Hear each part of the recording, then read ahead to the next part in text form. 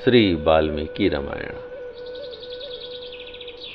जय राम जी की अयोध्या कांड 119वां सर्ग।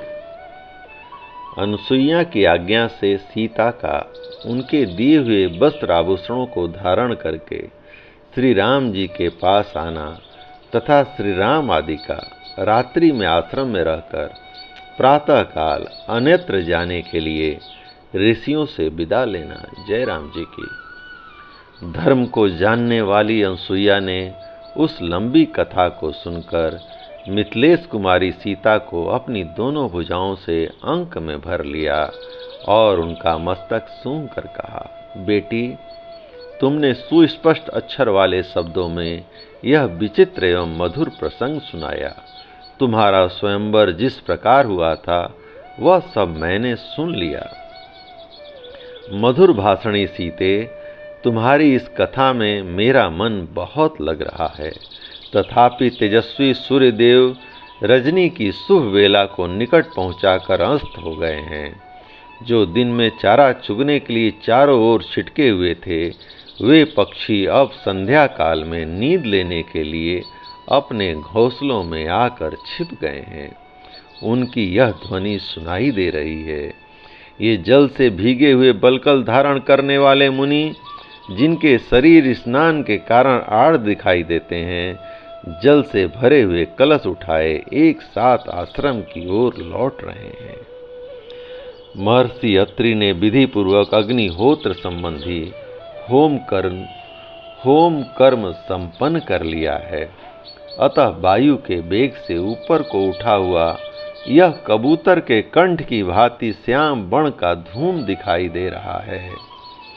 अपनी इंद्रियों से दूर देश में चारों ओर जो वृक्ष दिखाई देते हैं, वे थोड़े पत्ते वाले होने पर भी अंधकार से व्याप्त हो घनीभूत हो गए हैं। अतएव दिशाओं का भान नहीं हो रहा है। रात को विचरने वाले प्राणी उल्लू आदि सब ओर विचरण कर रहे हैं तथा ये तपोवन के मृग पुण्य क्षेत्र स्वरूप आश्रम की वेदी आदि विभिन्न प्रदेशों में सो रहे हैं। सीते, अब रात हो गई, अब नक्षत्रों से सज गई है यह धरती। आकाश में चंद्रदेव चांदनी की चादर ओढ़े उदित दिखाई देते हैं। अतः अब जाओ, मैं तुम्हें जाने की आज्ञा देती हूँ। जाकर श्री रामचंद्र जी की सेवा में लग जाओ। तुमने अपनी मीठी मीठी बातों से मुझे बहुत संतुष्ट किया है। बेटी मिथिलेश कुमारी, पहले मेरी आंखों के सामने अपने आप को अलंकृत करो।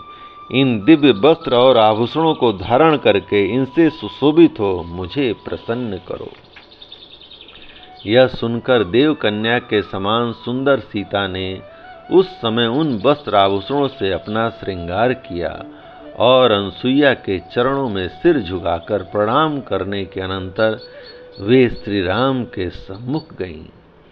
श्री राम ने जब इस प्रकार सीता को वस्त्र और आभूषणों से विभूषित देखा, तब तपस्विनी अनुसुईया के उस प्रेम उपहार के दर्शन से वक्ताओं में श्रेष्ठ रघुनाथ जी को बड़ी प्रसन्नता हुई। उस समय मिथिलेश कुमारी सीता ने तपस्विनी अनुसुईया के हाथ से जिस प्रकार वस्त्र आभूषण और हार आदि का प्रेम उपहार प्राप्त हुआ था, वह सब श्री रामचंद्र जी से कह सुनाया। भगवान श्री राम और महारथी लक्ष्मण सीता का वह सत्कार जो मनुष्यों के लिए सर्वथा दुर्लभ है, देखकर बहुत प्रसन्न हुए। तदंतर समस्त तपस्वी जनों से सम्मानित हुए। रघुकुल नंदन श्री राम ने अनुसुईया के दिए हुए पवित्र अलंकार आदि से अलंकृत चंद्रमुखी सीता को देखकर बड़ी प्रसन्नता के साथ वहां रात्रि निवास किया। वह रात बीतने पर जब सभी वनवासी तपस्वी मुनि स्नान करके अग्निहोत्र कर चुके, तब पुरुष सिंह श्री राम और लक्ष्मण ने उनसे जाने की आज्ञा मांगी। जब वे धर्मपरायण वनवासी तपस्वी उन दोनों भाइयों से इस प्रकार बोले, रघुनंदन, इस वन का मार्ग राक्षसों से आक्रांत है। यहाँ उनका उपद्रव होता रहता है। इस विशाल वन में नाना रूपधारी नरभक्षी राक्षस तथा रक्तभोजी हिंसक पशु निवास करते हैं। राघवेंद्र, जो तपस्वी और ब्रह्मचारी यहाँ अपवित्र अथवा असावधान अवस्था में मिल जाता है, उसे वे राक्षस और हिंसक जंतु इस महान वन में खा जाते हैं।